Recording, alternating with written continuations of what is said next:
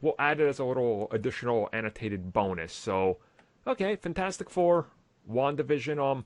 That is a theory that's been going around.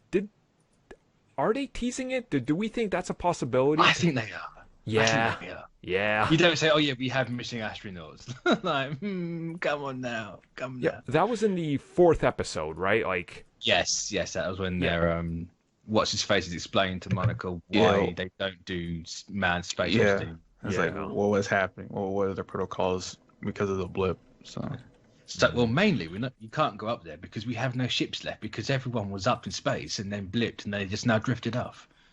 So you stay on the ground, Monica. I mean, it's a smart way to do it. Like, you could really... It's a very easy way to do it as well. And then... It's a very easy way.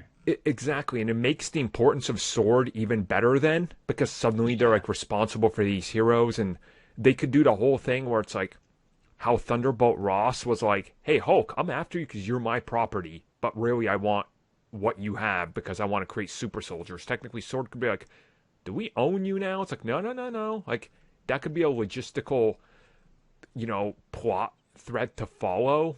So, yeah. Especially when they make a point, and we spoke about this in the commentary for the 4th episode, they make a point of saying that S.W.O.R.D was creation at some point. Mm-hmm. Like, he obviously didn't have the S.W.O.R.D name. The anagram had creation in there. So,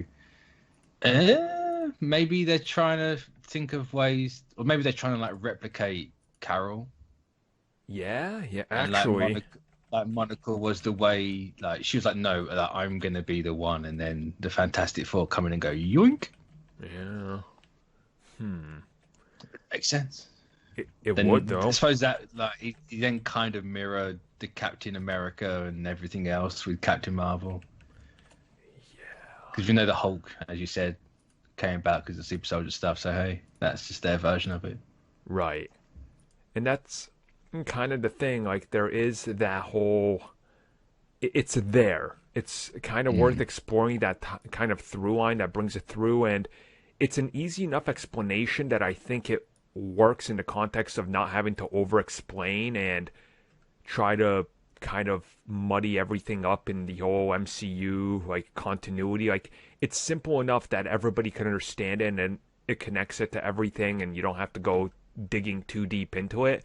And I think we've kind of found out, like, that's sort of the Marvel Studios way, right? Like, connecting things so people are... So even the simpletons recognize it. That's kind of what I'm trying to say, right? It's like, people that don't follow everything at a deep level can be like, oh, S.H.I.E.L.D., Captain Marvel, I remember Agent oh, it is Agent Coulson Young. That's cool. Like, they kind of do that wink and nudge to the normal everyday people, which I think Fantastic Four would perfectly fit that. And if you tie them into something already established, it takes away that whole stain of it's another Fantastic Four. Hasn't this failed like 15 times in, the past? It's like, well, yes, but this is the studio you trust, right? Like, there's more connection there to automatically build it up. So I could definitely see something there being there. It just seems too easy and too deliberate of a thing to bring up. Yeah. Especially when they're touting how important WandaVision is to everything else in Phase 4. It's just like, Yep.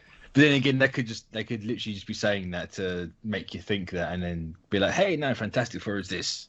No, we're going to do 60s and whatever Peyton Reed wanted to do. I mean, yeah, it's, and in a weird way, we don't know. Like, for all we know, and it could be the craziest attempt at it, but they could be like, guess what? The Fantastic Four are actually a multiverse property, and like. They could do some insane thing that none of us have thought of. It's like, huh. But I think going a little bit more basic would work.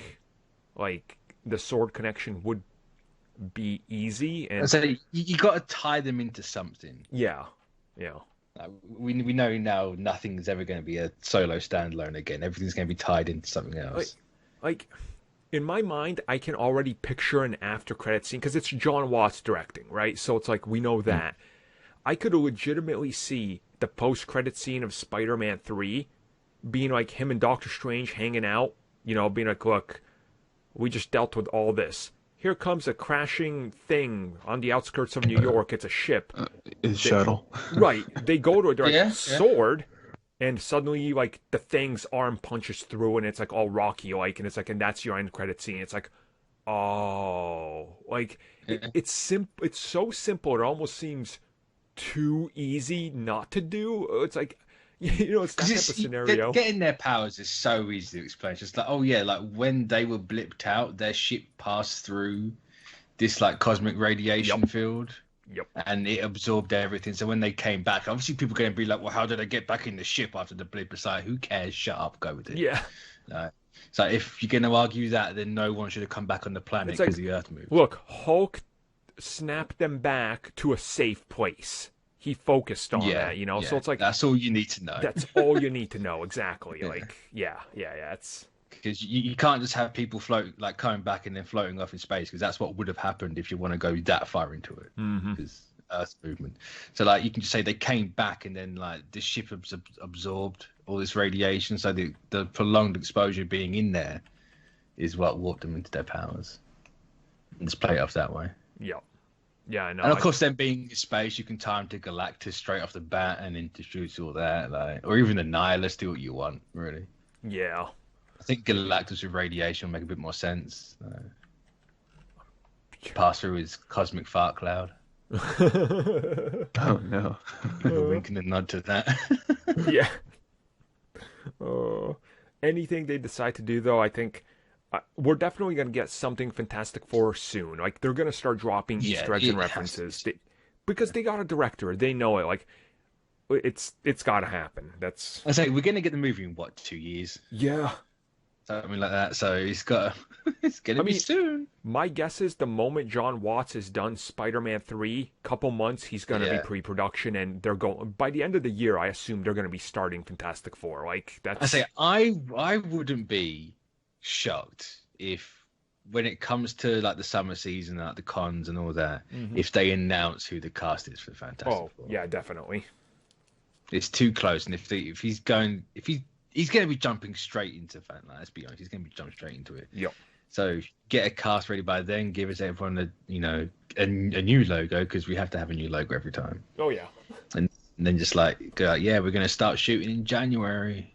Get ready for 2023. Yep. Yeah, that'd be my guess. Man, it's coming. Yeah, it's coming out by 2023. Like, that's it's which by that point would be 7 years since Fantastic, if you could believe that. Here's the thing, Mitch. Nobody actually remembers that movie, so technically it's been like 12 since the last one. No. No one remembers it unless you bring it up, then they remember. Here's the thing, if that's the case, then it's been more than 12 years since Rise of the Silver Surfer. That was a 2000s movie. Oh.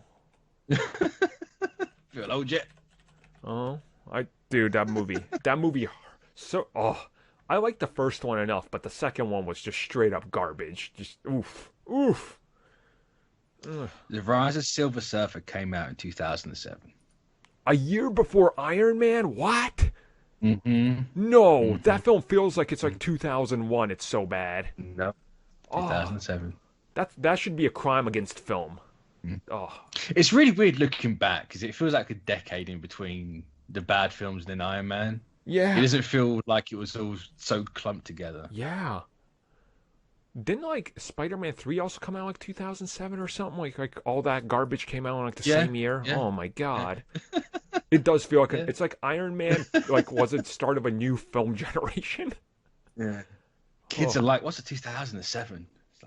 I was 3 then. Yeah, it's the best time of my life. I was 3. I was watching Spider-Man 3 and Silver Surfer. I doubt they were even born.